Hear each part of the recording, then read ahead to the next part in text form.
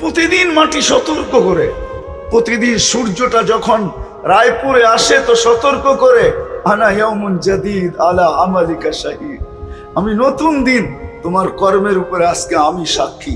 ফাক্তানিম, সুবর্ণ সুযোগ মনে করো, লান আউদ ফি হায়াতিক আবাদা, হতে পারে কোনোদিন আর তুমি আমাকে উঠতে নাও দেখতে পারো।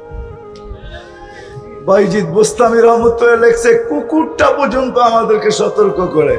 অপরিচিত লোককে দেখলে কুকুর আওয়াজ দেয়, ঘেউ ঘেউ শুরু করে, আসলে ও ঘেউ ঘেউ করে না, ও বলে ইবনা আদম আনকিস নাফসাকা মিন গাযাবিল জাব্বার, ও মানুষ তোর নিয়ত যদি ভালো থাকে তো ভালো, আর যদি নিয়ত খারাপ হয় তাহলে শুনে রাখ আল্লাহর গজব কিন্তু আসবে, তুই সইতে পারবি না। কুকুর পর্যন্ত সতর্ক করে আমাদের। বিদায় বলেন, আসল জায়গায় চলে আসলাম, ছিলাম না, অচিরেই থাকবো না, শূন্য দুনিয়া শূন্য হবে।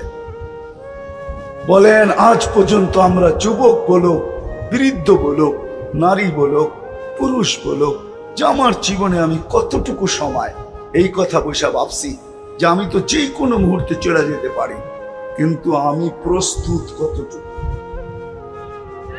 এটা হলো আমার আসল বোঝানোর জিনিস, যে আমি তো চলে যাব কিন্তু প্রস্তুত কতটুকু, আমার প্রস্তুতি কতটুকু?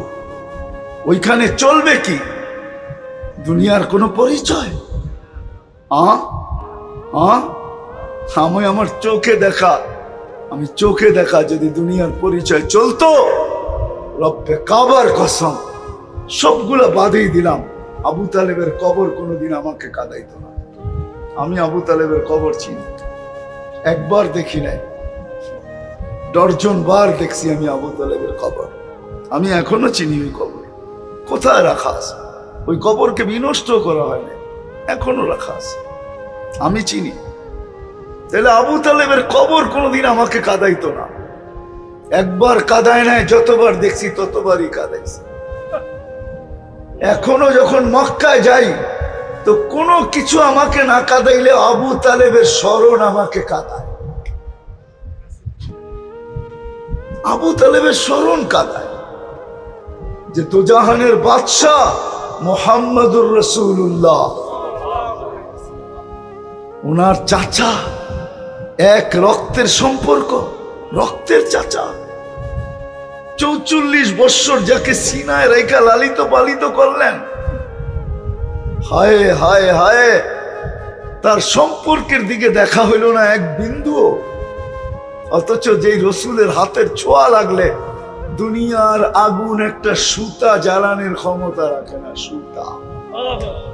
আনাস ইবনে মালিক রাদিয়াল্লাহু তাআলা আনহুর দস্তরখান, ওনার জীবন ভর উনি আগুন দিয়ে পরিষ্কার করছেন, ময়লা আগুন খায়া ফেলছে, দস্তরখানের একটা সুতা খাইতে পারে।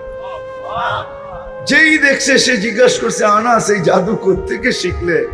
জাদু না, এটা মুহাম্মদুর রাসূলুল্লাহর হাতের ছোঁয়া। অথচ এই দুই হাত দিয়ে আবু তালেবকে কবরে নামাইছে আর বলছেন, আম্মি আম্মি মা তারাকতালি সাবিলা, চাচা চাচা আমার জন্য কোনো সুযোগ রাখলেন না। যেই রসুলের ইশারা করলে ভাগ্য খোলে, গুইসাবকে ইশারা করছে, ইশারা আইয়ুহা দাব বইলা, লম্বা কাহিনী, পুরাটা খুলতে গেলে অনেক সময় চলে যাবে। এক গ্রাম্য বৌদ্ধ, গ্রাম্য লোক, মুসলমান ছিলেন না, দেখতেছে লোকের এখানে লোকারণ্য, বিরাট বড় লোকের সমাগম, একজনকে